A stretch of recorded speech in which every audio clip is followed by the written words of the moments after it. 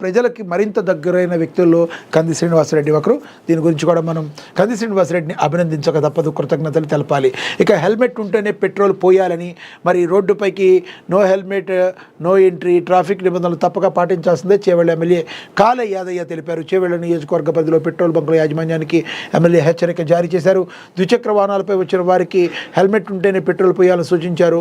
రంగారెడ్డి జిల్లా శంకరపల్లి మున్సిపల్ పరిధిలో future city commissionerate పరిధిలో శంకరపల్లి పోలీసుల ఆధ్వర్యంలో ఎలైవ్ అనే నిర్వహించిన కార్యక్రమానికి ముఖ్య అతిథిగా చేవెళ్ల ఎమ్మెల్యే కాలే యాదయ్య పేర్కొన్నారు.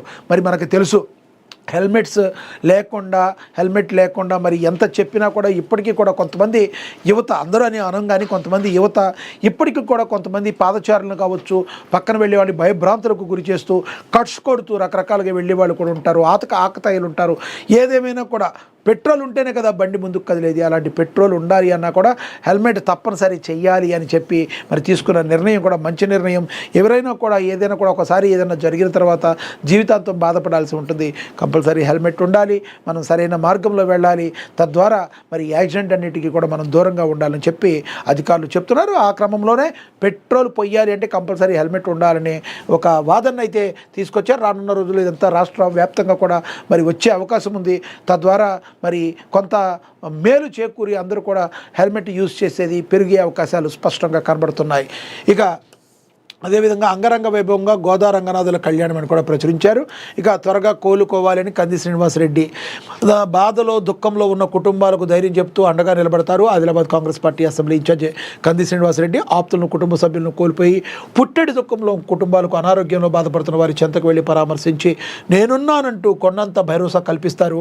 ఆదిలాబాద్ పట్టణంలోని ప్రైవేట్ హాస్పిటల్లో అనారోగ్యంతో చికిత్స పొందుతున్న ఆదిలాబాద్ రూరల్ మండలం చాందా టీ గ్రామానికి చెందిన బొజ్జ వెంకటేష్ను గుండె జబ్బుతో బాధపడుతున్న పట్టణంలో దస్తాపూర్ కాలనీకి చెందిన ప్రజ్ఞా కుమార్ను అతని నివాసానికి వెళ్లి పరామర్శించారు. కుటుంబ సభ్యులకు ధైర్యం చెప్పి త్వరలో కోలుకోవాలని ఆకాంక్షించారు.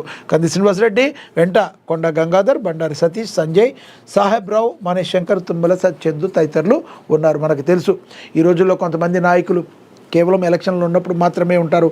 అలా కాకుండా అనునిత్యం కూడా ప్రజల్లో ఉంటూ ప్రజల కోసం పనిచేస్తూ వాళ్ళకి ధైర్యం చెప్పే నాయకులు కొంతమంది ఉంటారు. అలాంటి కొంతమంది నాయకుల్లో అరుదైన నాయకుల్లో కంది శ్రీనివాసరెడ్డిని మనం చెప్పుకోవచ్చు. మరి ఎవరైతే బాధల్లో ఉంటారో వాళ్ళ దగ్గరికి వెళ్ళి ఒక్క ఓదార్పు అనేది వాళ్ళ యొక్క జీవితాన్ని పాజిటివ్ వైపు నడిపించడానికి ఎంతగానో ఉపయోగపడుతుంది.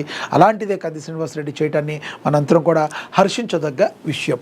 ఇక రాష్ట్రాభివృద్ధికి ప్రజల సంక్షేమమే ధ్యేయం రాష్ట్ర కార్మిక ఉపాధి శిక్షణ కర్మాగారాల గనుల శాఖ మంత్రి గడ్డం వివేక్ తెలిపారని ప్రచురించారు. ఇక టీడీఏ క్యాలెండర్ ఆవిష్కరించిన మంత్రి అని చెప్పి తెలంగాణ డయాగ్నోస్టిక్ అసోసియేషన్ క్యాలెండర్ని రాష్ట్ర వైద్య ఆరోగ్య శాఖ మంత్రి దామోదర రాజనరసింహ ఆవిష్కరించినట్లుగా కూడా ప్రచురించారు. ఇక సంబరాల సంక్రాంతి వెలుగులు తెచ్చే పండుగ.